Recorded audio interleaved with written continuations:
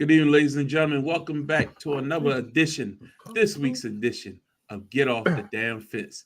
That's right, we're back for another week of our podcast featuring talking about all the news and around the world of sports and who to do it better than with my co-host Calvin Thomas, Justin B.A. the Barber Harris. Gentlemen, how y'all doing tonight? I'm feeling lovely. I know you are. I was expecting something like Go New York chant or something like. Homeboy. I've been humble this whole postseason. You have been very humble. First of all, y'all ain't made this far in what, like 10 years, 15, 20? 10? I was say, hold up. 25, bro. Yeah, I knew you would be exact. I mean, you celebrate the small victories. Being 1999, right? I mean, they weren't even the favorite then. So wow. But hey, man, you're here now. Yesterday doesn't matter. It's all about today. 25 years ago don't matter. 24 and we'll get into that as clearly we're currently watching that game live streaming tonight. We appreciate you all following us tonight on Wednesday. We apologize we weren't able to bring to you the game. I mean, our show last night, but we figured the Knicks playing tonight. That's Justin's team. Damn. Me and Calvin don't have any horses in the race as the Pacers draw within 1 point. But anyway, should be an interesting night. Brunson, okay, big shot. But yeah, we're gonna keep you updated with the ebbs and flows of the game. It's nearing halftime, so we'll be able to talk a little bit more freely. Get Justin off his eggshells. He has nothing to worry about as he's already made his claim. Knicks in 5, and he's sticking with it. So we'll talk about that in great detail. But we got a lot to cover tonight. Again, we have to start with the NBA. And last night was game 1 of the Western Conference Finals. We'll get into that in great detail as well. But there is a topic that I think that a lot of people have mentioned, and I think we would have to definitely talk about that. And that's the fact that the 4 teams remaining are led by Tyrese Halliburton, Shai Gilgeous-Alexander. Congratulations to Shai. MVP. Just named the MVP later on this evening, earlier this evening. Rightfully so. Many thought he should have won it last year as well, but congratulations to him for bringing home that award. You have Anthony Edwards, young rising star in this league, and they got Jalen Brunson. So 4 stars under 30 years old, and how fitting. We had our ranking of the eras not that long ago, and we ranked this new era star, this generation, and these names were up there as some of the top stars. Put Tyrese on there? Yeah, was Brunson on there? Brunson was on there. Brunson was on there. And I don't think Halliburton was represented. We can pull that up. I can do it very quickly. But that's also a good point to it. But anyway, there's no LeBron James here. There's no KD. There's no Steph. There's none of the household names. No Giannis. No Joker. None of those big-time stars of the past are represented here. And I think that is something that's very interesting to track. And a lot of people are saying, early this year, there was the discussion about, has the National Hockey League surpassed the NBA? Have fans given up on the league? Is the game too boring? Should they change things? Have they gotten away from the fundamentals? Yada, yada, yada, yada, yada, yada, yada. And here we are. The NBA is experiencing an uptick in ratings, the highest playoff ratings since 2014. The league is hot right now. After all that talk about the game not being what it used to be and people being top, they're the hottest they've been in years, and the ratings are reflecting that. Justin, how do you describe the what we've seen these playoffs? Hasn't been a good shot in the arm for the league. Is it the Knicks being good, bringing some of these ratings up? They know when New York is good. You said that before. They're the largest city in the world, so you got Knicks fans tuning into those games, driving those ratings. But also you got some young stars that people are getting behind. Does that contribute? What's your thoughts? That's very good. That was a very good intro for that. I think New York being relevant again definitely has something to play with it. You have a lot of young talent, and also you have no white saviors right now, and there's no disrespect. There's no Jokic. There's no foreign guy that's kind of leading the show. I'm not counting Shea. Shea's Canada, but he's here. So I think that has something to do with it too. Everyone can relate to somebody more so than what they did in the past. So I think all those things have something to do with it. And like you said, the NBA is just hot. The NHL will never. I don't know why that's even a thought process. The NHL will never be a part of the Big Three here in America. So it is what it is. But yeah, shout out to New York, man. I think they are definitely the front runners for this. What you think, Calvin? Yeah, definitely. When New York is good, the ratings are good. When New York is relevant, playing good basketball, that helps NBA ratings. In addition to, we have this shot in the arm. We have these young up and coming stars like the four guys you just mentioned leading their teams. In addition, this will be the first time any one of these teams has won a championship in what, since the Knicks won in the 60s. Wow. I'm sorry, in the 70s. Since the merger in the 70s. So, none of these other teams. Minnesota hasn't made a finals. Indiana hasn't made the finals in 25 years. The Thunder haven't made the finals in about 12 to 13 years. We will have a new champion. This is kind of ushering in a new guard, ushering in this new talent that we will have one of these four players most likely being finals MVP and holding up that Larry O'Brien trophy. So I think when you get a new some new blood, something new, something not, kind of what we've seen over the last 10, 15 years with the old guard, this is what you'll see. And you'll see people interested in seeing who's going to come out on top, who's going to be able to lay claim that they are the best player, possibly the best American-born player for the most part going forward. So I think you have one of those, number of those storylines, not to mention, like I said, when New York is relevant, either you hate New York or you love New York. You want to see them win, you want to see them fail. But either way, you're going to tune in to watch and see what happens. I agree. And in this case, and we'll talk about it a little bit later, but I don't know too many people who care to see Indiana win this series. Like, if you're a fan, you would rather New York get to play a Thunder or a Minnesota in the finals. So at least, you know what I mean, there's some type of, intrigue. Who cares? I mean, no disrespect. Yeah, but disrespect. The Pacers don't tickle your fancy. Don't rise your eyebrow. Don't make you want to tune in. They don't have the star power in the stands and bring the cachet that the Knicks currently have. And the fact that it's not like the Knicks have been a perennial winner where you can feel like, oh, there they go again, like the Yankees or something like that. Like, they haven't won.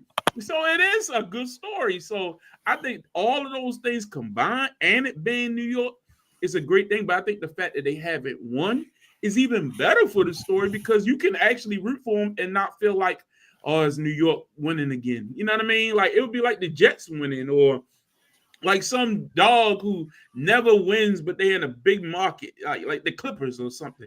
Now, nobody will care about the Clippers, but I'm just giving that as an example. You know what I mean?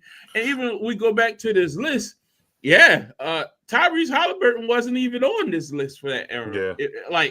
That's saying something. You know what I mean? So I give him all the props. I'm about to say, just looking at it, I guess, LaMelo can go. Who was y'all ones again? Wemby for me. I think Larry had Luka. I had Luka. Okay. I had Luka and Anthony Edwards number 2. Yeah. Okay. Yeah. And then Wemby was number 3 because I was scared about the injuries. Yeah. Okay. How about you? What was yours? I know I had Tate. I think I had Tatum, Wemby. I don't know where I had Ant. That aged well. But anyway, he got hurt. I mean, yeah. He was playing garbage before that. But he had 4. I mean, they were losing, but he had one game that night. Yeah, okay. But anyway, these 4 teams, very interesting. And again, to talk about the NBA ratings and people not being interested in the game and how LeBron James is killing it. Remember, if you look at these ratings, we also must reflect the fact that some of the household names are included in why the ratings were good for these. These are for the first 2 rounds. So the Lakers were still alive. Golden State was still alive. Those teams were still alive, but it still shows you that it's a full, well-rounded league representation. So just something to keep an eye on. Let's get into Western Conference Finals. Last night we saw game 1. And if you watch this was a tale of 2 halves. The first half of this game, if you really watched it, it looked like Minnesota. I mean, your boy. Look, Anthony Edwards got hurt, but it seemed like Minnesota still was in this game. Like this, they defensively, they kept SGA in check, and then offensively, former New York Knicks, if we're gonna give anybody credit, he was the best player on the court for long stretches of play last night. But in the end, SGA turned that thing around, showed why he was the MVP, and the Thunder were able to pull out a victory, holding Minnesota like 88 points or something crazy like that. Yeah, that was wild. But if it was a tale of two halves for sure, Cal, what's your thought on this game? Look, this is the first time the Timberwolves have played a team in which they don't have the size advantage up front. They beat the Lakers, they beat Golden State, and they had this front line of Gobert and Julius Randle. And this time they have Chet and they have Hartenstein. And there's no advantage inside for Minnesota. And Oklahoma City just keeps going at you with their depth. And they're going at you with SGA just getting those foul calls. And Chet's inside and outside. And they just too much Minnesota. Anthony Edwards has to have a phenomenal series for Minnesota to win, in my opinion.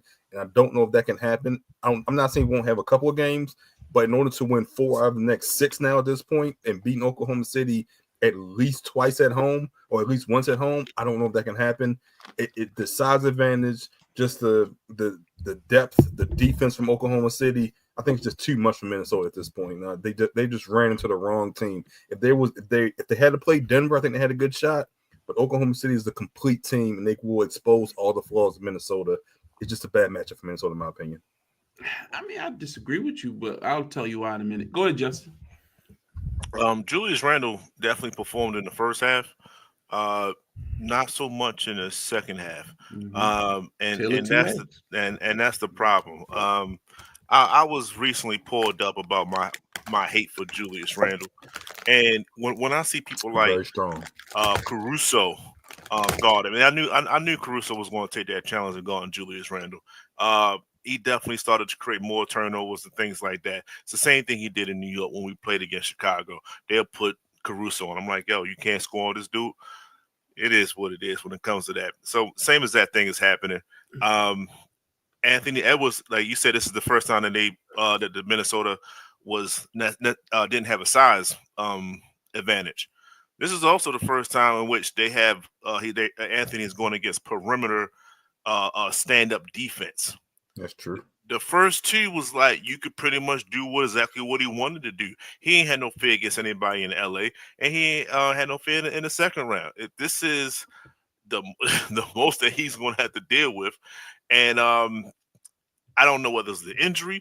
I don't know whether he was frustrated. I don't know whether he was frustrated because of Shea getting to the line. I saw that press conference when he was talking to Julius, and they was laughing at the box score. I'm quite sure he probably looked at those free throws and was laughing at it. I'm quite sure that's what that was. As a slap in the face, as in like, I can't believe this dude is like doing that type of a thing. But at the end of the day, he's more aggressive. At the end of the day, he had over 25 shots and he only shot like 4 threes. That means he's driving. That means he's being active. Anthony Edwards, you shot about 13 shots and 8 of them was for 3. Are you supposed to get the same amount of calls? Absolutely not. So you have to be just as aggressive as Shea is. And then if you don't get the calls, now you have a gripe. Now you can talk to your coach, let somebody else fight that battle for you, so on and so forth.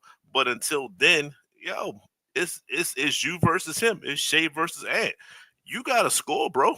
Like it's just as simple as that. You can't go scoreless in the fourth quarter. So he has to work on that. I'm quite sure that he's not going to do that for game 2. But OKC was like, yo, we're just going to serve home, win game 2, and I guarantee they're going to get one out of 2 in Minnesota. Minnesota better start winning, man. Man, I agree with you 126. And Calvin, you brought up the size advantage. If you watch that game, that had nothing to do with it, in my opinion. No. I said this was the first time they didn't have a size advantage. That's what I'm saying. I didn't think that was the factor. I think they lost this game 1,000% because of Anthony Edwards. Anthony Edwards in the first half got injured, so I will 100% understand why he wasn't able to give you the offense production. But he came back in that game, and he became a jump shooter. That's solely what he was. He just was jacking up threes, Maybe because his knee wasn't feeling well, he didn't feel comfortable going in and banging. But at the end of the day, this is basketball. And SGA's shot, he wasn't getting the calls in the first half. His shot wasn't falling. So you know what he did in the second half? Put his head down and went to the rim. He got called at the call because 17 free throws. He forced the action. He went and made sure that the referees they had no, because he could have sought 25 because there was some no calls in the first half that honestly he normally gets those calls. And Anthony Edwards did not step up to the challenge. And we've seen it time and time again. But like you said, in other matchups, you didn't have that other guy on the other side who made him pay for it. Against the Lakers, Luka couldn't defend, so they always had an opportunity to get a mismatch. Against the Nuggets, you always had the opportunity with the switch to get a Murray on you to get the mismatch. But with this team, I don't see the mismatch. Jalen Williams, SGA, their defense is ferocious, and they go after every loose ball. And they made Minnesota pay double every time that they were careless with the basketball. Naz Reid is great when his three is falling, but when that shot not falling, I don't see him doing the other stuff that really sets himself apart. And like I say, I didn't think Julius Randle played bad at all in the first half. He was actually fantastic. But then in the second half, they fell in love with the three because the three ball was falling in the first half. They thought they could go out there and duplicate the same thing. And that's how you end up with 88 points in a playoff game. They just were not fully ready. And I don't think it was a size thing because Gobert actually was protecting the paint pretty well. Hartenstein and them boys, they got things on a mismatch when they drew them outside. The problem was Anthony Edwards is your superstar. For them to win this series, he's going to have to get north of 30, 35 points every night. And he just did not get that type of production last night. That's why they lost the game. And again, Randall's great, but your star for a reason. And Anthony Edwards has to be that guy. I didn't see enough. The only thing I'll add is Gobert barely played in the second half, in my opinion. I think he barely played 20 minutes. And he wasn't in foul trouble. They went with that Naz Reid matchup to try to stretch the floor. Stupid. And it didn't work. Bad coaching. It didn't work. And that led to what I believe is the advantage that they had in the paint. Maybe because Naz Reid stayed too much on the perimeter. Maybe because he had a bad shooting night, whatever you want to contribute to. Maybe because they preferred Naz Reid to Gobert, even though it wasn't like they were putting Gobert on the perimeter. Like the matchup was there because when Hartenstein was in the game. So I don't understand that logic. But go back to the first half. It didn't work. Gobert was on the court. They had a sizable lead for most of the first half. He only played 20 minutes. He played defensively. Unless he was hurt, then I didn't know of, or I didn't see. It's like they changed their whole philosophy for some reason. And Naz Reid went for like 1 for 11. Yeah, that hurts. That hurts. Yeah. So adjustments need to be made in game 2. Again, if you have a mismatch, which is size, you're going to have a mismatch. We saw Gobert get against the Lakers. We saw, like, you keep bringing up Chet. Chet ain't banging with no Gobert if Gobert on his game. You got to actually put him on the court, though. That's my problem. Like, I get what he can't do, but what he can do, make it easy for him. Like, take advantage of mismatches. And then the problem with the floor spacing is if Anthony Edwards just going to go out there and hang around the perimeter, Naz Reid go out there and hang around perimeter, and you got Julius shooting threes, who is inside? Like, that it just not. And then what happens when you shoot threes and the other team's able to get out and transition on those long rebounds? That's exactly what happened time at the time. They was just going right down the center of the court. Nobody stopping the ball. It was just bad basketball. Anyway, we'll see what happens in game 2. Let's get into tonight's game. Game 2 will be on Thursday night. Yep, 8:30 tomorrow night. So basically, it's every other day heading on in this final Eastern Conference final. Yeah, every other day. So that's good. Easy to keep up with. So tonight we got a game 1 in New York. Knicks Pacers for the Eastern Conference championship. Very interesting matchup. We've seen these two teams match up in the past. We've even seen them on Monday Night Raw going head up in the ring. These two guys, nobody saw this really as something that would be an Eastern Conference matchup. Shit, tell that to Triple H. He said it's like we booked them. You know what I mean? But give them credit for both being here. To get here, the Knicks had to beat a Boston team, defending champions. We know they were a little short-handed, but they got the job done, finished them off. And then the Pacers beat the number 1 overall seed in the Eastern Conference and the Cleveland Cavaliers. We know they had their injury issues early in that series, and they were never able to get 100% whole. So while both teams feel like they had some built-in excuses, doesn't matter. These guys got there. The Pacers did it in extraordinary fashion with some extraordinary comebacks. The Knicks had their fair share of comebacks as well. Some say Boston had some collapses, but you got to take advantage of the situations that are handed to you. And here we are. First half has been pretty competitive tonight. Justin, you are our resident Knicks fan. I'm going to let you give your whole synopsis. What's your thoughts on this series and what the outcome will be? Well, I'll say this for New York. Everything is leading to this moment. And when I'm not trying to be all philosophical or anything. No, serious. Detroit played this in a very physical series that we had to get out of. Then we took that energy to Boston. That's why we wasn't necessarily panicking when we were down. And in Boston, they kept shooting, similar to Minnesota and OKC that we just talked about. They shot themselves out of the game. And then the other team said we're going to score more inside and watch the percentages go up, and then we're going to see where we're at. Same as that thing happened in Boston series, we got rid of them. So now we're in Indiana. Indiana, yes, like you just said, they went through Milwaukee, they got through Giannis, they got through Cleveland. Cleveland wasn't that much, and then they're here. So with that being said, Knicks in 5. Why am I so confident? I want to say it's sweet, to be honest with you. But I give Indiana 1 game because it's just as simple. They pretty much have the same exact team as last year.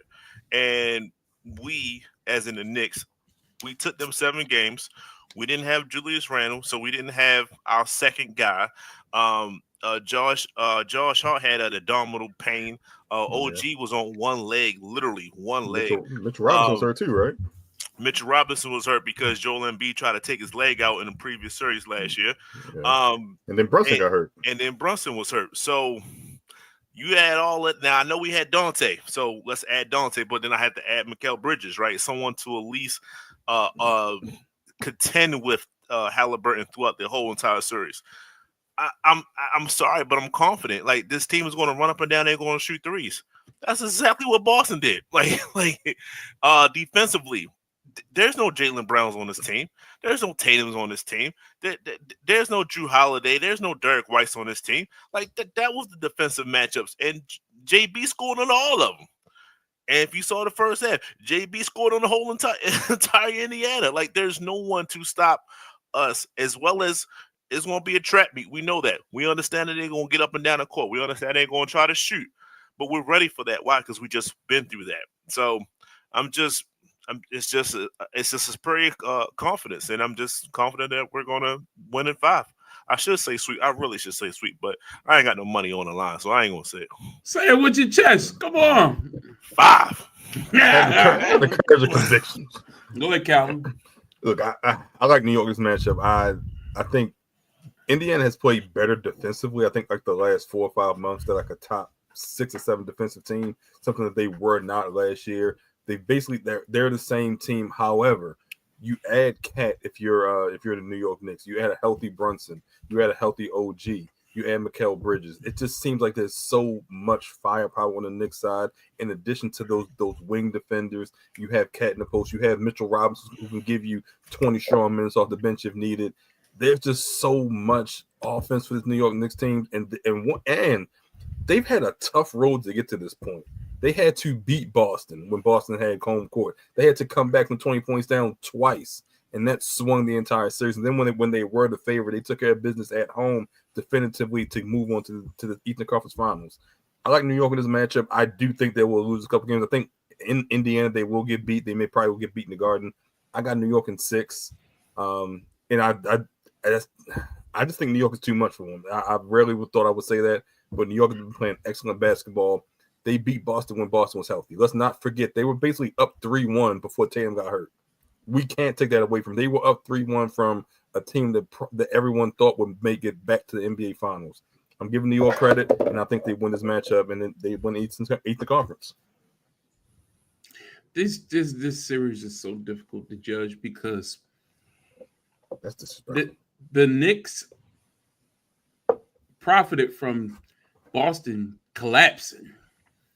2 games like they had in hand. They were up 20 plus points in those 3 games, wasn't it? Like, and just it was well, if you count the blowout for the I was gonna say they lost one of them technically. So yeah, you want to say 3 games. Like, we're blowing them out and just choked it away. But the same thing happened to Cleveland. Like, Indiana with these miraculous comebacks. So it's not like I can say Cleveland was hurt. Cleveland was injured though.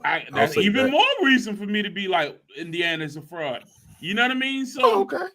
No, I'm not. I'm saying the Knicks should clearly win the series. That's what I'm saying. Both teams played. I didn't get that from your opener. No. Yeah. What I'm saying is, I said this was very hard to judge because if you look at the previous series, both of these teams were not favored. You know, they were underdogs.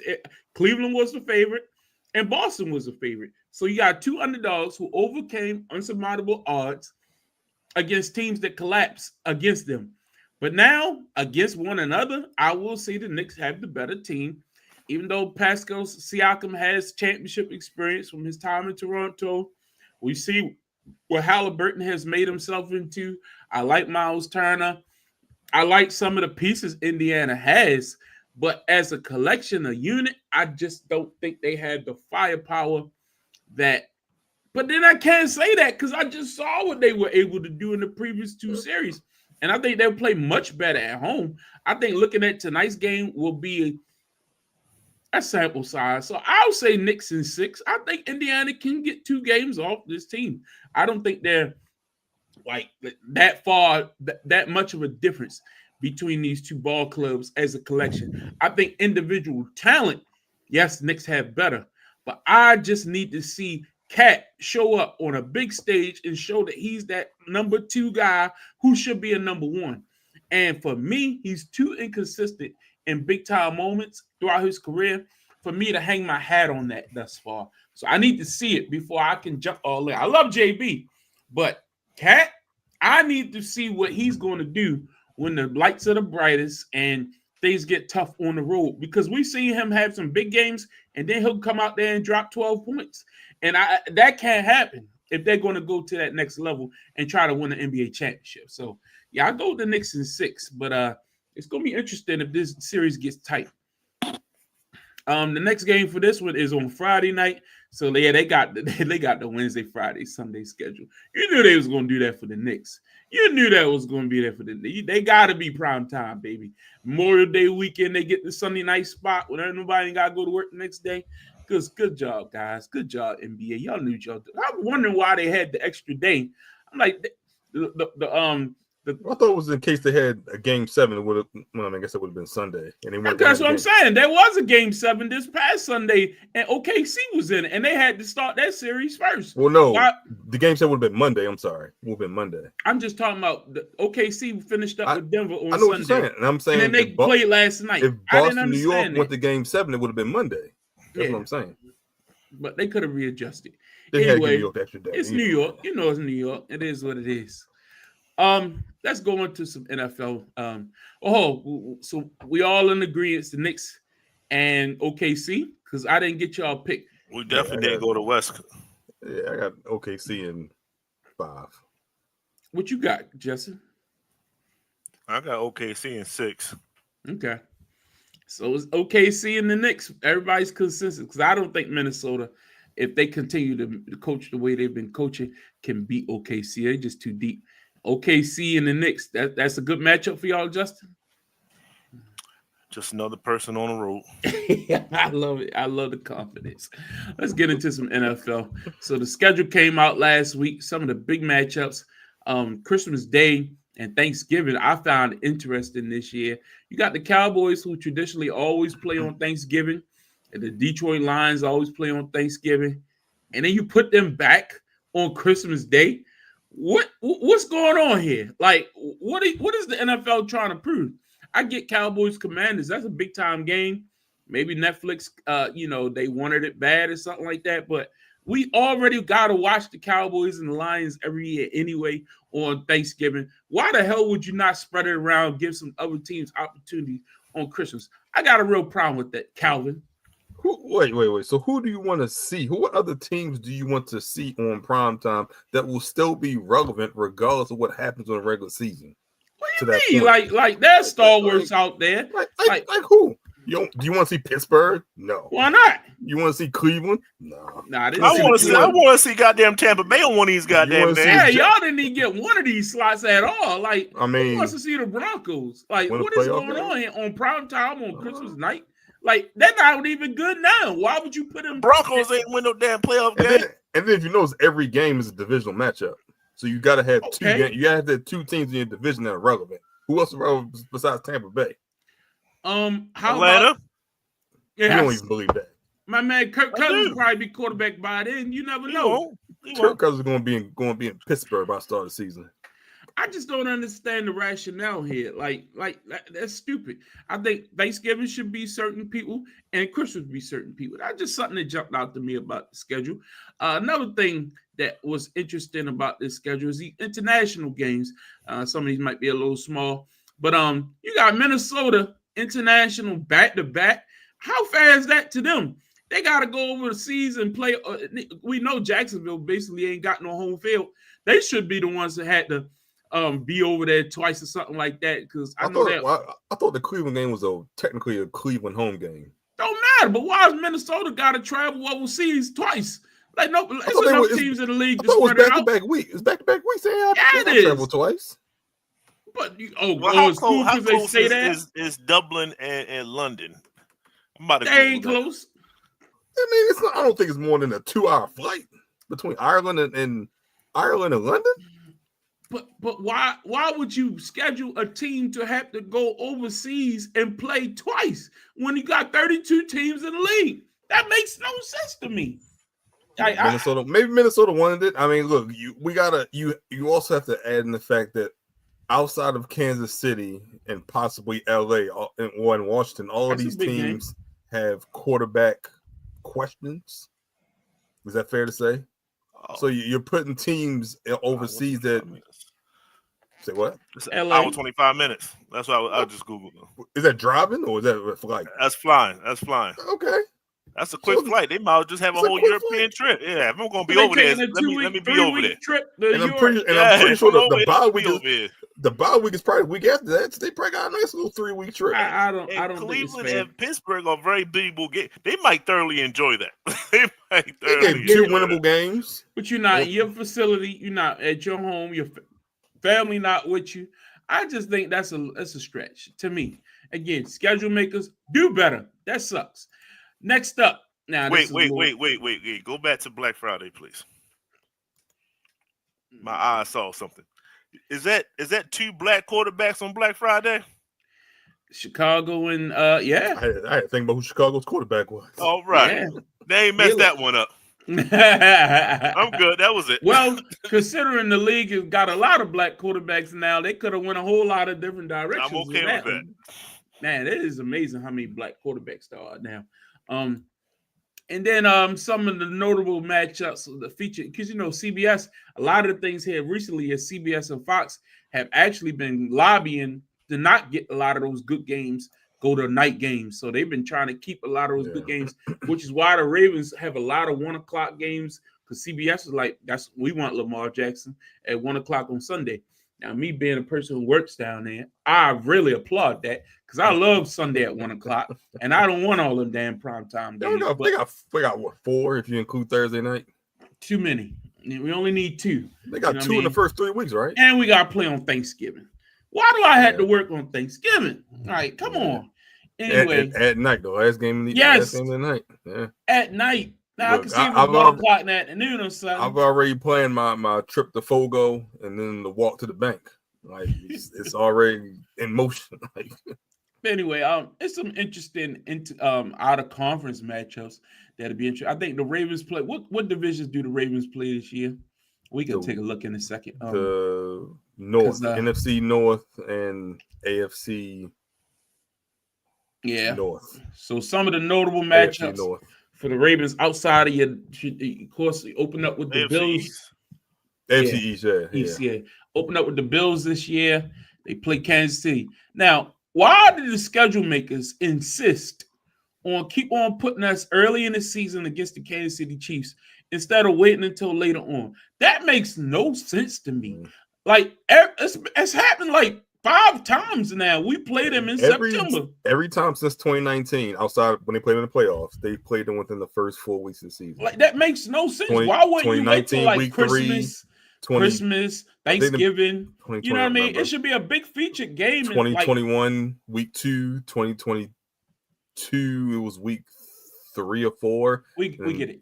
Yeah. So. Yeah, I'm just saying, why not wait till later in the year? That would be a hell of a Christmas Day or Thanksgiving night game. Like they always try to backload these division games, but you can put in a big time AFC.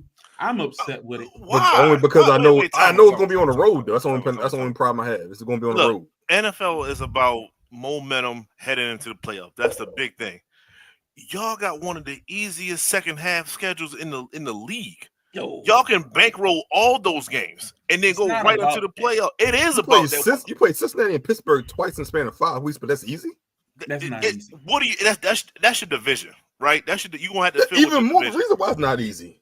Yeah, but that's your division. You're taking too much into that. You ain't got to worry about Buffalo, Kansas City, Detroit, LA. Like y'all skipping all. Y'all getting those out the way Detroit, early. LA.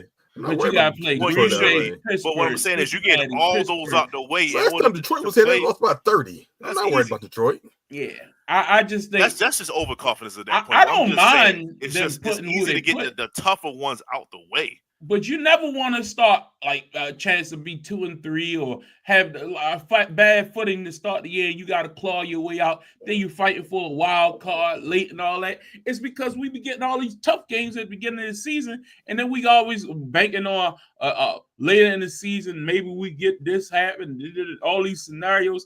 It happen all the time now, and it's just frustrating as a fan. It's like, bro, how come we get all the big dogs at the beginning? Then everybody think, the Ravens, what's happening to the Ravens? They ain't good like they used to be. They below expectation. When if you looked at the schedule from the jump, you know this schedule is tough at the beginning of the season for anybody. I mean, you look at the Bills, the Lions, the Chiefs, possibly the Texans, schedule. The Rams. I mean, those are tough games. I don't care who you say. The Ravens could possibly be 2-4 at the beginning of the season. Realistically. You know what I mean? I'm just saying, like, I'm not even really worried about that. I'm just saying from a Kansas City or Buffalo perspective, I don't get why they always front load these big matchups at the beginning of the season. Wait till the middle. Put them on Christmas. Put them on Thanksgiving. Build it up a little bit. Then it has more implications on what we're going to see going towards the playoffs. That's just looking from a schedule perspective. Calvin, what else jumped out to you from this Ravens schedule?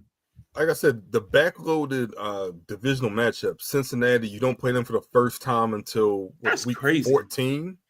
And then you play Pittsburgh twice in the last weeks. You played Pittsburgh twice like in the last 5 weeks. That's gonna be trash, yo. Come on. If you had one bad injury, you might give up 2 division games in the span of 3 weeks because you got to play the same team. And you play back to back. You go Cincinnati, Pittsburgh, Cincinnati. Cleveland 2 weeks before that. Look, I mean, it looks soft on paper. Cleveland. We ain't worried about Cleveland. It's still like you said, it's a division matchup. It's still in the division. Yeah, y'all got no. Everything. You got to analyze these things. Okay, so let me ask you a question. Why is the league? What's the league's method of madness? Let me ask you a question, both of y'all. First 6 games, what is a successful record for this team? 4-2. 4-2. Yeah, successful. 4-2. Okay, 3-3. 3-3, you live with it. I mean, realistically, but 3-3 you wouldn't be shocked. I mean, Cleveland should be a win, but every other game to me is a toss-up. But 4 of them are at home. Huh? 4 of them are at home. That's a whole nother thing. Why we got and look how if you come out 4-2 or go 5-1, I hope y'all don't set up 5-1. You 5-1. Y'all like this. You know, I mean, the only thing I say, if you 5-1, that probably means you lose to Buffalo, Kansas City, which means they are ahead of you in that fight for that 1 seed, and you got to. Y'all lose it to Cleveland or something. You know, y'all know how y'all do sometimes. You know, if they go 5-1 and lose to Cleveland at home first week, I ain't mad. One of those things. I don't care. I ain't mad. The Ravens, Lamar is going to know the MVP, and Josh Allen can't take it from him. That's what it'll be. Look, you know what I'm really mad about? I'm mad. Why is Miami on a Thursday night? I plan on being in Miami on a whole weekend. Now I'm thinking about leaving on Friday.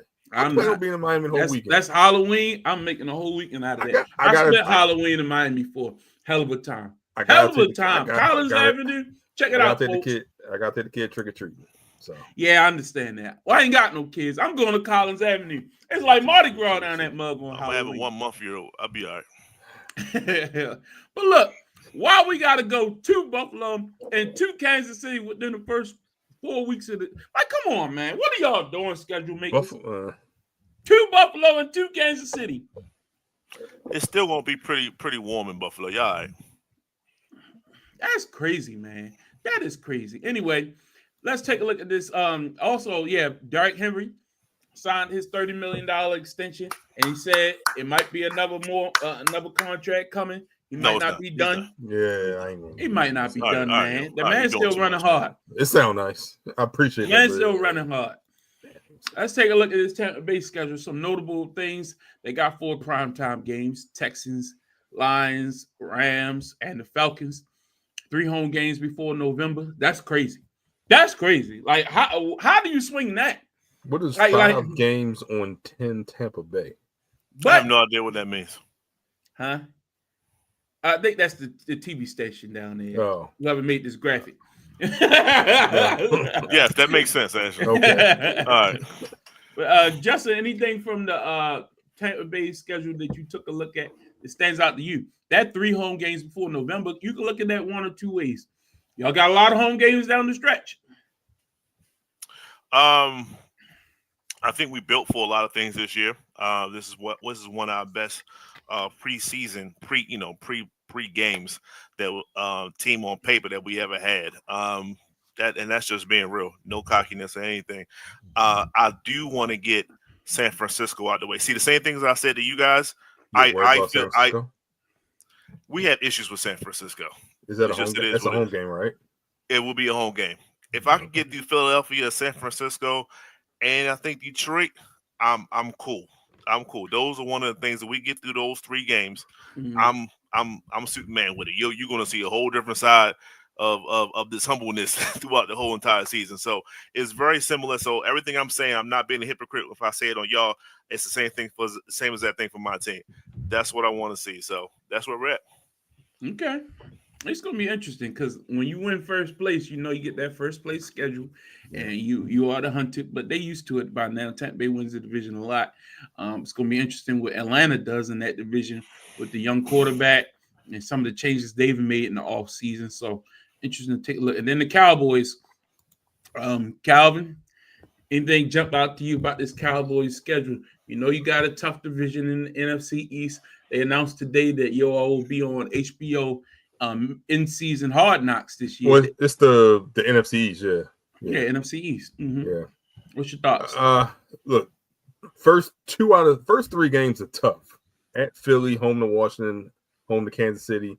That's a tough way to start. And then you go, and then the Giants at home. Look, it's a tough way to start, but if you can weather that initial storm, come out possibly 1-2. I think that second half of the season, that those next 4 or 5 weeks, you can make up a lot of ground. Denver, not worried about them. We know Detroit plays tough. Not worried about Chicago, Arizona, Minnesota, even Minnesota. I'll say it like that. I don't know, dog. This is y'all. You got to convince me, JJ McCarthy, but that's a whole nother story. But I like the pre-bye schedule. I think you can easily go 7-3. 6-4 during a pre-bye schedule. See, what bothers me is you put easily and Cowboys in the same sentence. Y'all lose to the Cardinals. Y'all lose to these teams like that. If you come out I'm sorry, I'm looking at the cross instead of up and down. But you have a tough schedule. But if you can come out 6-4 in those first couple weeks, so those first 5-4 during those first couple weeks, you get that bye. Then all of a sudden you got Vegas, you got Detroit, you got Minnesota, you got the Chargers. You can kind of weather that storm. I think you possibly can sneak in a wild card. And look, I'm gonna say this early. I like Washington to win the division. I like you got the Eagles. The Giants might be a tough out. Chicago's going to be a lot better than you think. Who's the Giants quarterback? We'll find out. Exactly. It's going to be Russ. It's going to be Jameis. My point exactly. I think it's going to be Russ. But he'll be they're tough benched by out. week 8. Green Bay, that's your team. I don't have no faith in Green Bay, but hey, somebody do. The Jets, y'all think the Jets will be better this year? No. I mean, y'all had them. Justin had the Super Bowl last year. They had Aaron Rodgers. So that 2,000-yard rushing, man. Y'all look out now. All-purpose yards. Hey, homeboy, this year. I mean, realistically, y'all could be 5-1 right out the gate. I thought about that too. I would. I think what you say, 7-6-3 or something like that. I said 6-3. Yeah. Nah, I think y'all can go. I would aim a little bit higher. Y'all not bad. I got you losing. You losing to Philly, possibly Washington, Green Bay, or Denver. I would say Denver because it's on the road. So why you think you're losing to Philly, yo? I'm telling ring night? You're losing to the Bears. Oh, I think they lose on ring night. You're losing to the Bears. That's a tough matchup and stuff. Ring night, it's a tough in Philly. Better to smack him in that face early, man. I think you catch him late. You got CD and GP to deal with. We lighting it up. Y'all secondary suspect right now. Primetime game in Chicago, week 3. Y'all losing. Mark my words. No. Write it down. Take a picture. No.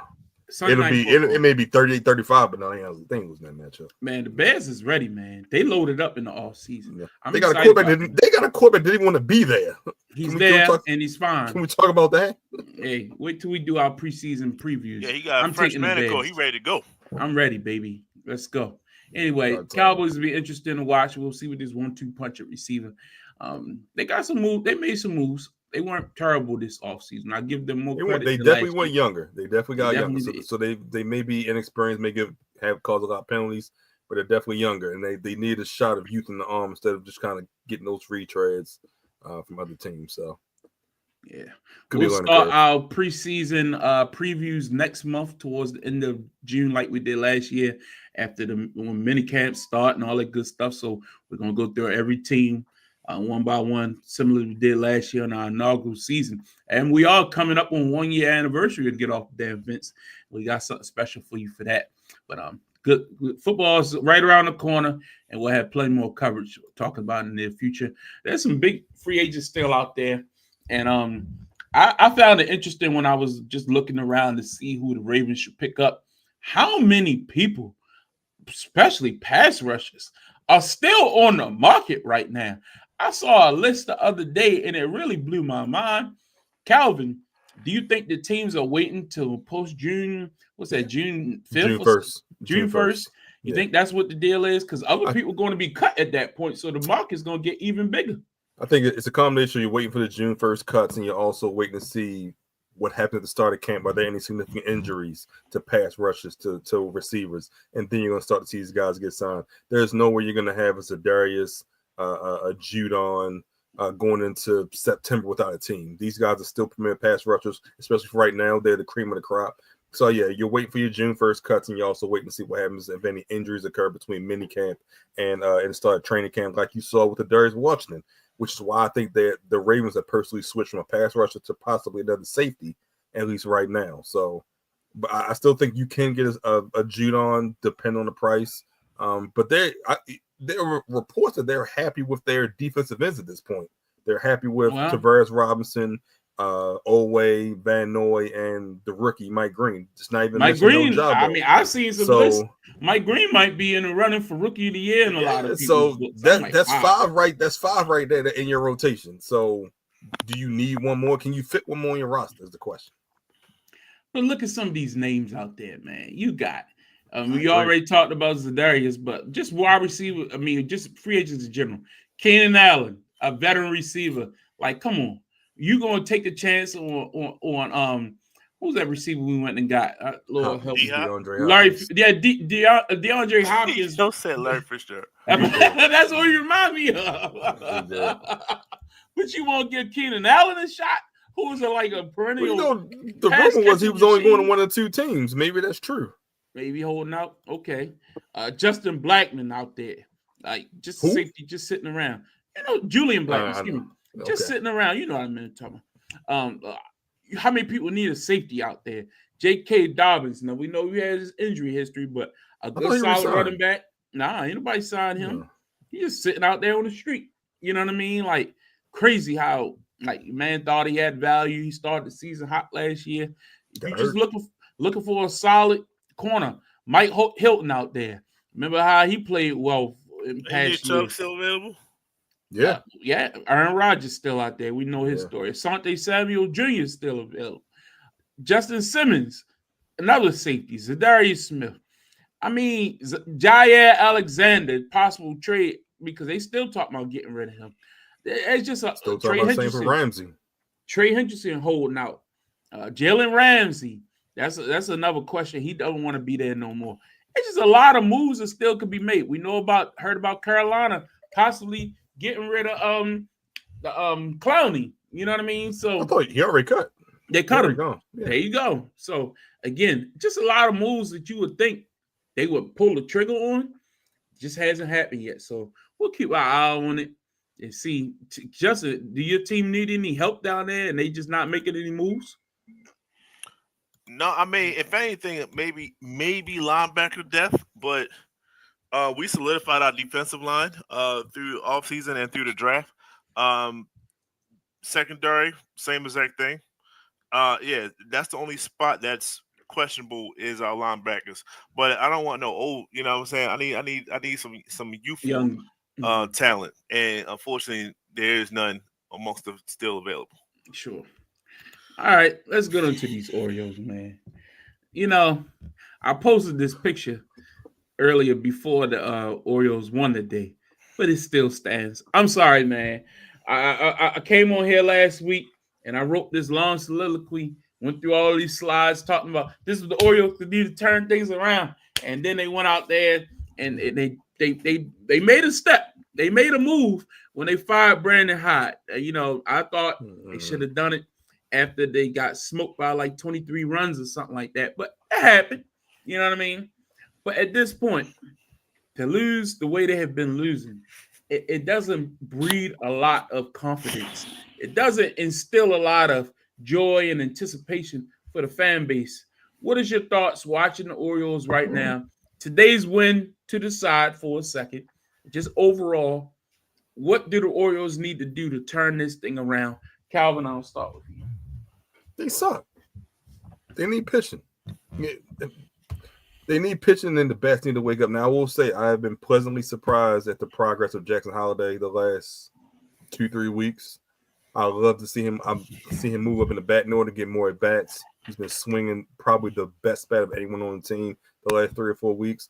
But they still don't have pitching. They were still trotting out Charlie Morton, who they paid $16 million to do nothing.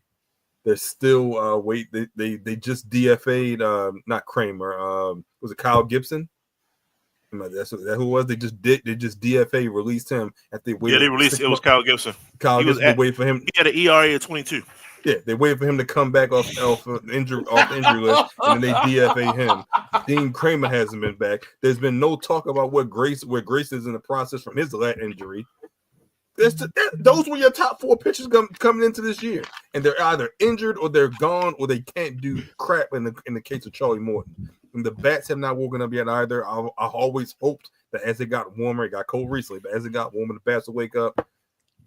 I don't think changes were needed. Hyde is gone. I don't know if you can have a manager that loses 100 games that also takes you to where you want to go, which is win the World Series. I do think that there were some things that he did with regards to the lineup that I didn't agree with.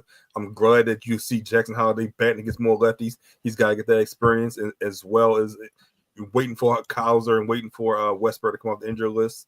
That will give you your 2 of your biggest bats as well. So injuries and pitching just been the definition of this season. You know, when injuries subside, the pitching just can't get better magically. You got to make something happen. You got to make a move. And that obviously means you got to get rid of somebody to get someone if you don't have anyone in your farm system. So it's pitching and injuries right now for me. What's your thoughts, Justin? Well, let's talk. Michael Elias and Brandon Hyde was together from the pretty much right after we had the glory days of Adam Jones and Manny Machado, Chris Davis when he was actually hitting home runs, 2016, 2017, around that era. And then, you know, the bottom fell out, pause, and We went through some rough times. Throughout that time period, we got Grayson Rodriguez. We got 2019 draft. We got Gunnar Henderson and Adley Rushman. Moving forward, we picked up Westberg.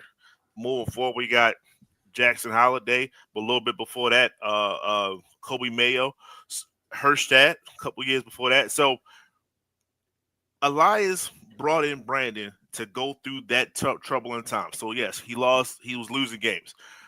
He went from losing games to getting 50 wins. Now they about 500. Then they uptick. Now we're winning games. Now we got one of the best records in the league. No playoff wins. All right, next year. That's the key. Top of us and the Yankees going back and forth. Boom. Top of the league. No playoff wins.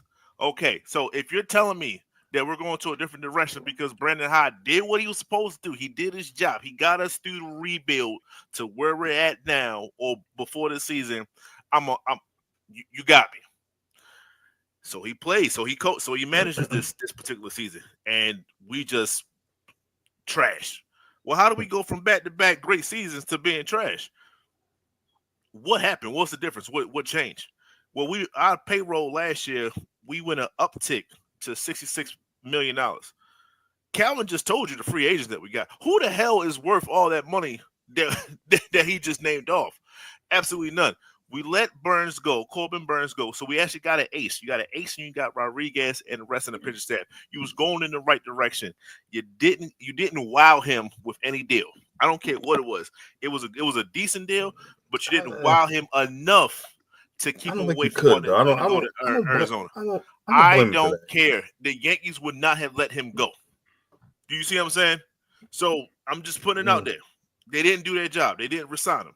Okay, let's get somebody else in. There's a couple decent pitchers that you could have brought in. Struck out all of them. So what are we working with? All right, let's bring the bat that we had. Let's bring back Anthony. They didn't do that either. All right. What else is out there? It's nothing else. So is it a Brandon Hyde thing or is it a Elias thing? You didn't do a good enough job providing talent so Brandon continue to coach this team. I think they tied together. I mean, it is what it is, like you said. With that being said, if you got bad management, bad rosters, and you have a bad playoff coach, because that's what he is, got to get rid of both. I would have clean slate both of them. I would have nixed both of them, get them both out the way, bring in somebody else. Hyde is phenomenal. I'm going to say Hyde is phenomenal, like finding talent. Like this is the guy that drafted Gunnar. This is the guy that drafted Rushman and Jack. Wait, let me say I'll give him more credit for Gunnar because Gunnar was a second-round draft pick. So you actually had a second-round draft pick. Yes, Holiday and Rushman were first overall, so it was kind of like you can't miss. But Gunnar, you actually had to find him and develop him. So I give him credit for Gunnar. But he also got Cowser, he got Westberg, Basayo. So he got all of those guys. Gotta give him credit. He gives credit for finding talent, but in regards to retaining and signing talent. Whoa! You said all that. How many pitches was in that soliloquy? None. That's my problem with him. But he has great eye for talent, but he can't find pitching talent. Wait. How many pitchers outside of Paul Skeens in Pittsburgh, and he went one overall, have made an impact in the minor leagues over the last 4 or 5 years? That's regardless of the point. If you know that you're not, if you're saying I'm not going to draft Cowser, I'm going to draft this pitcher, then tell me what pitcher was available that you could draft that was better than Cowser. No, what I'm saying is if you know that that's the case, so you're taking the bats and the fielding talent over the pitcher talent. Then once you have a surplus of talent, you need to do whatever you need to do to bring in top premier pitching. That's what you do. If you have a surplus of talent, you bring in pitcher for the talent. They brought in Burns last year, and then they had a chance to get Skubal from Detroit. But if you're telling me Detroit wanted Basayo and Holiday and Cowser, I'm not doing that for Skubal. I don't care if he's a left-handed pitcher. I'm not giving up 3 of my everyday players they could have did it for with one Holiday. Pitcher. No, I think they could have. You got to shake something. And guess what? They didn't either. I'm not giving up Holiday. I'm not giving up Holiday. No. Understood. Well, they gave Tyler O'Neill 3 years, 50 million basically. He was on IL throughout the majority of his whole career. Where is he at right now? Yeah, he had one good year. He's on IL last year, and now he's on IL. Great sign. I completely agree. Through 24 games. But in addition, what's Santana doing? He hurt too. Okay. He might have been hurt with us. Okay. Yeah, he might have been healthy with the Orioles. He's been happy here. Yeah. O'Neal batting 188. Jesus, that's terrible. 188. But anyway, he had 31 home runs last year, so I get going after him. But yeah, it just didn't pan out, man. If you weren't going to sign Burns, you should have went and got Santana. You should have just went all in on the bats and saying, "Look, we can make a move, get rid of somebody, get some pitching." But there was no other pitching out there because I don't like the guy that the Yankees signed, Fried. He's hurt, and you gave him 7 years. Who gives 7 years to a pitcher? I mean, and sometimes you gotta shake some things up. So the guy they got in there now, what's his name? Tommy Madeline or something like whatever his name is. The coach, realize so I don't know if this is a Brandon Hyde thing. I don't know if this is a Elias thing, but the backup. So the guy that's coaching now, the hitting coach, the basement coach, all these dudes are under like 5 years professional. Mm-hmm. So you don't even have veteran leadership amongst the coaching staff. Like, well, it's a new ownership group too. A lot of this stuff has changed. But those were high guys, though. They got to bring in some new people. You got to bring in some veteran leadership here, so we can at least fall back on experience. True. Everybody young in this goddamn organization. Yeah. Again, well, here's some good things. June 13th, Friday, they're gonna have fireworks that night. That'll bring some people back to the yard. You know what I mean? Oh, you sound like major 14th, league. They're giving out beach T-shirts, like similar shirts like what you got, Calvin, but they're gonna have T-shirts though. So that'd be nice. That'll bring some people in. If for all my gay friends out there, I did get I will hit when I went though. Yeah. The 28th is Cal Ripken Jr. Ironhead bobblehead night. So the first 20,000 fans, you get you a Cal Ripken bobblehead. Hey man, that might be worth it. I got a Cal bobblehead looking at it right now on my thing. I could use another one. You know what I mean? So hey, things are turning around. We gotta look forward to June. It's still May, so we're not out the clouds yet. But come June, I got a feeling this team gonna turn things around, baby. Get ready for that All-Star break. So keep hope alive, Oriole fans. Keep hope alive. Let's talk about some pro wrestling. This weekend, WWE Saturday Night Main Event is the big event on the card. This Saturday night, we got Jey Uso as the World Heavyweight Champion. He's defending that title against Logan Paul. Got some other big matches. John Cena versus R-Truth will be a featured match. It's non-title, but it's just something, So he's losing. Piggyback. And of course, you think Cena losing? You said it's non-title. It is non-title, though. I just don't think they thought Truth. You shouldn't put Truth in a world title match. The man when he never wins matches. So just something for the pay off that storyline in some way. That's one of the matches. Then you got the big tag team match: Sammy and CM Punk versus Seth and Braun Breaker. A lot of people expecting this might be the night that Sami Zayn turns heel. I don't know. That might be a red herring in my opinion. We'll see. You got Drew McIntyre, Damian Priest inside a steel cage match. Yeah. This will be McIntyre's revenge after coming down off the top of that box and smacking his head on the bottom of the ground. Then you got for the World Heavyweight Championship, Jey Uso defending against Logan Paul. A lot of people think this will be a good in-ring match for Jey. And that's the card. Anything that stands out to you for this card on Saturday night? It's traditionally just basically a house show type of setting, but it's on national TV, NBC. When you're on NBC, you're going to be seen by more people than your general Raws or SmackDowns and things of that nature. So it's basically a showcase to show off your biggest stars and stuff. Roman's not going to be there. Cody's not going to be there. But generally, pretty big show, loaded pretty. No women's matches, which surprised me. Unless you said Seth not going to be there or Roman? Roman and Cody. Okay. Yeah. Unless they add a women's match on SmackDown, I'm shocked that there's no women's matches on this. Well, they probably had that Evolution thing or whatever, right? Yeah. That's next month. but it's just not like them to at least not have one women's match. They gonna have that. What's your thought about the card, Calvin? I'm excited for the card. I do think, maybe this is just me, I do think Sammy turns on Saturday night. I originally did not think it would be him, but including him in this card and having Punk with his tag team partner, I think that just adds to the storyline and adds to Punk's hatred of Seth Rollins. I do think he turns. I was originally thinking we get a Cody appearance, but I think we wait for that. We wait a little. I think we wait until Money in the Bank for that. I don't think we get that tonight or on Saturday night. I don't think we get a Roman appearance either. But I do think what's going to be talked about the most is the Sammy turn on Saturday night. Justin, your thoughts on the card? What stands out to you?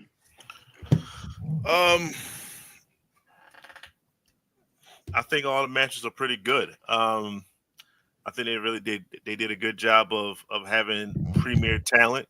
All the big guns are here, except for, like you said, Cody and Roman.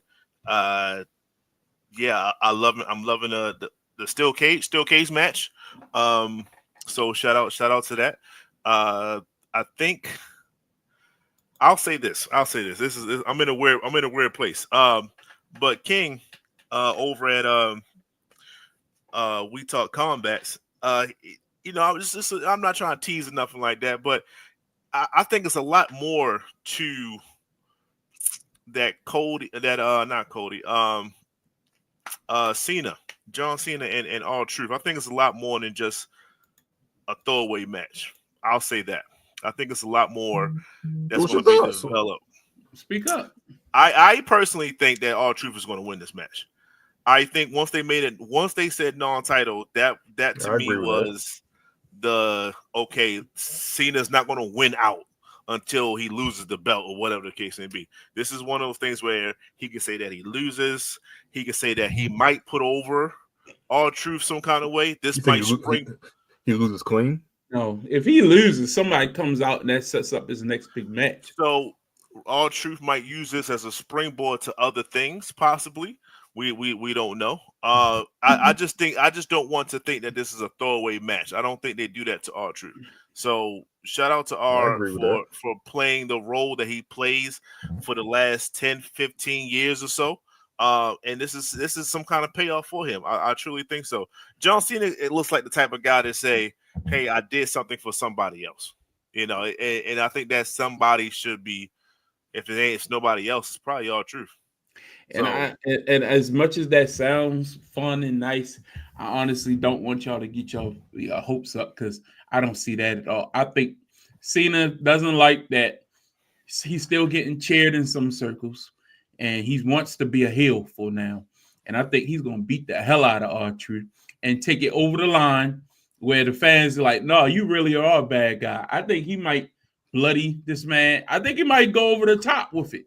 Like, for real. I think this is just a way. It's like the old thing where, remember when Stone Cold turned heel and they wanted to show that, oh, he's really a heel? So you just beat up JR. You know what I mean? You beat up some helpless dope and make it seem like, oh, we can't root for him now. Because they were still cheering for him when he was a heel. The same thing with Cena. Cena's still getting cheered for. You got to do something to make the fans be like, okay, okay, you are an asshole. You know what I mean? Like, I think they thinking if you do it the truth, that will get him the heel heat that he wants. But I just think people going to cheer Cena because they was cheering for him regardless, heel, face. They was booing him when he was a good guy. He never going to get the reaction of everybody. Who people going to like him regardless. It's like Ric Flair. Ric Flair was a bad guy. They still cheered him. You know what I mean? But I think they try to force feed it. And the way to do it is you do something dastardly to a woman, old person, or a helpless dope like R-Truth. Great guy. He does his job well. But that's his role, man. It's like beating up on Eugene back in the day. Like, come on. That's different. Yeah. But yeah, we'll see. I'm getting a little tired of Braun Breaker, man. It's really, yeah, man. In what? Like, why? They're not even overexposing him. Exactly. He was on such a trajectory without this. He was already beating Jey Uso. Like he was already. But this is the setup, though. Yes, for him he could have did it by himself. True. That's all I'm saying. It's just this. He didn't need to be the Diesel or nothing like that. Like when they chose Batista for Evolution, Batista was struggling. He was struggling, right? Randy was struggling a little bit. That's Triple H brought them on. Braun was already on that skyrocket. But I think this elevates him rubbing elbows with the big dogs in a way. Consistently. And I think he's going to break out of it a lot sooner than later. I don't think this is going to be like 2-year storyline or nothing. No, I think he's going to break out of it. I think at least until the end of the year.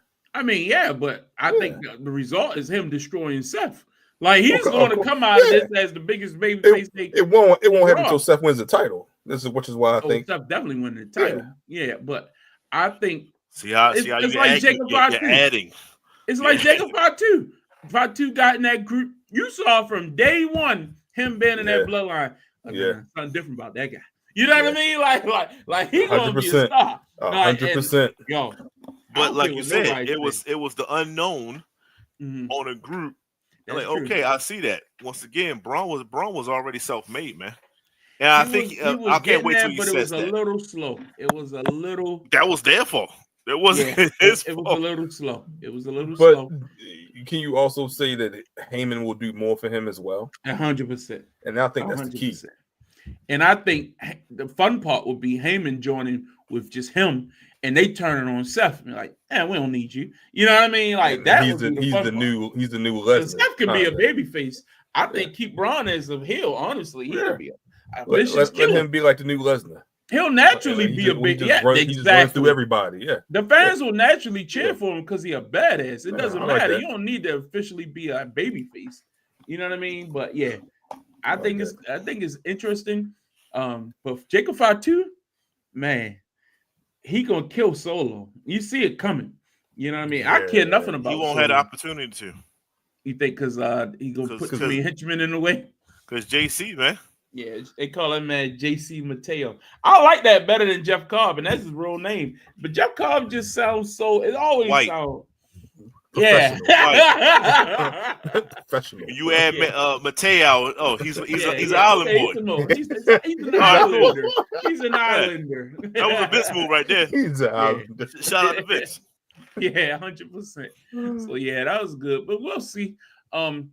Also, it's a lot going on with wrestling because they got Saturday Night Main Event, but then they got a Saudi show coming up soon. The same weekend, the AEW has a pay-per-view. Then they got the women's show. Then they got Money in the Bank. Then they had, SummerSlam 2 nights. So they build into a lot of different shows coming up. Has your Money in the Bank prediction changed? I don't think I had one. Did I have one? I thought we talked about it for some reason. I don't think we talked about Money in the Bank. I don't think we did. I thought we did. We just threw out who we wanted to see win. I thought we talked about that for some reason. Yeah, I gotta wait till I see the 6. Yeah, because I need to know because they don't qualify right now, right? Yes, because Solo just qualified, correct?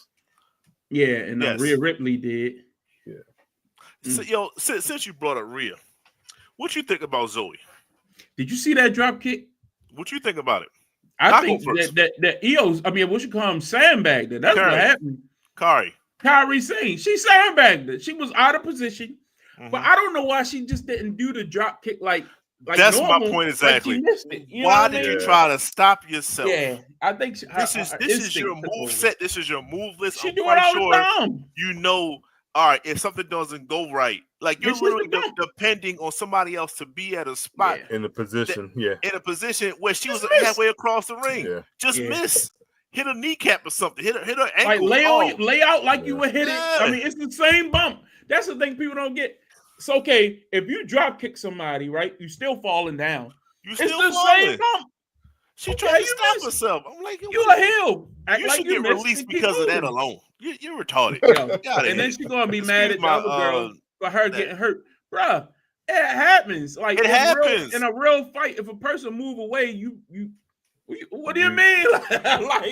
Oh, you didn't get in position for my spot. That's the problem with the training of some of these women. Be honest with you, they practice these matches like rehearsal. In the old days, it was more instinct. It was going with the crowd, doing stuff that made sense for the moment. Because something's on the script, you gotta improvise. You know what I mean? You got she got herself hurt. I don't care what nobody say. And I said that all week. Yeah, I was echoing the same exact thing. I was like, yo, just fall. Just fall. This is what you're doing. They say that hesitating will get you hurt every time. That's in anything. Football, basketball, like you second guessing yourself, driving. Instead of a botch, it's a career, damn near career-ending injury. Yep. It's like the person who stopped short driving a car, and then everybody else got to slam their brakes on, and then they get hurt because you just did something stupid. You know what I mean? Like, yeah, just terrible, man. But I feel bad that she got hurt, but some people just got to take some personal responsibility too. Anyway, that's the show for tonight. That should be interesting. Any other things before we get out of here, gentlemen? Any things you want to bring up that we didn't talk about? Calvin, I'll start with you. One thing I did want to mention is we talked about the Orioles a little bit earlier. One thing that has changed this year is you coming back. The last 2 years have been successful. I've been going like 8 years. You can't blame this all on me. You attend a game, and then it's an 8-game losing streak in the same season. You got to take some accountability in this situation. I feel horrible, to be honest with you. Kenya asked me today, when we going to another Orioles game? I said, I don't know. I don't think I'm allowed in the stadium, man. No. I just wanted to bring that up. I'll say this. One, I hope we get Carlos Beltran as a manager. I know he has some issues, but it's over. He managing, or he's just in somebody's dugout, okay. Right? Because of what happened with the Astros. I'll say, I want to throw this out there, and I'm just going to leave it out there. Maybe some of these players are playing out of position. I'm looking at Gunnar. Most shortstops are naturally third baseman. If I put Gunnar on third base, I'll put Jackson Holiday, slide him over to shortstop because he's quicker. He's the more athletic out the two. I'll put Jordan Westburg at second and maybe put Kobe at first or whatever. I think we have a whole different mindset, a whole different philosophy. It takes a veteran manager to make such a move. Why do you do all that just to put Kobe at first? Why not just put him at Kobe at first? No, I'm moving other people too. Okay. I want Gunnar on. All he does is that. If you look at Gunnar, all he does is that scoop and that hard throw. I think Gunnar has the best arm out of anyone in the infield.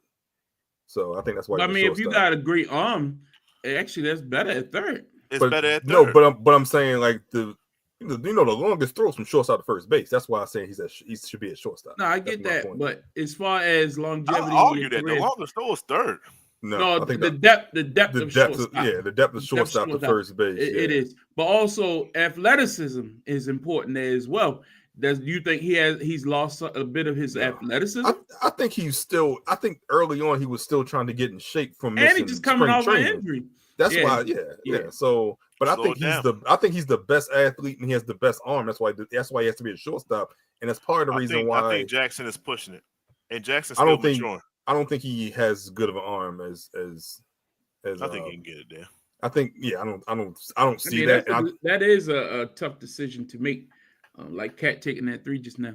But I think the second best arm is Mateo. He just can't hit. So Mateo's he's an F up. He can't earn himself playing time.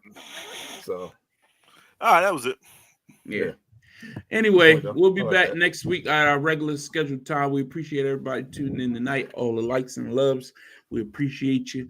Some big stuff coming up as far as, keeping an eye on these Eastern Conference and Western Conference playoffs. We hope you all enjoy your Memorial Day weekend. The Knicks seem to be pulling away, so enjoy the rest of this game. But we've seen the Pacers have some comebacks. We'll see if they. It's over, sir. Thank you. In the Garden tonight. Not after that 3 Cat just hit a second ago. So, yeah, that's it. We'll see you next week right here. Get off the damn fence. For Calvin, Justin, I'm Larry. Good night, all. Orange and blue sky.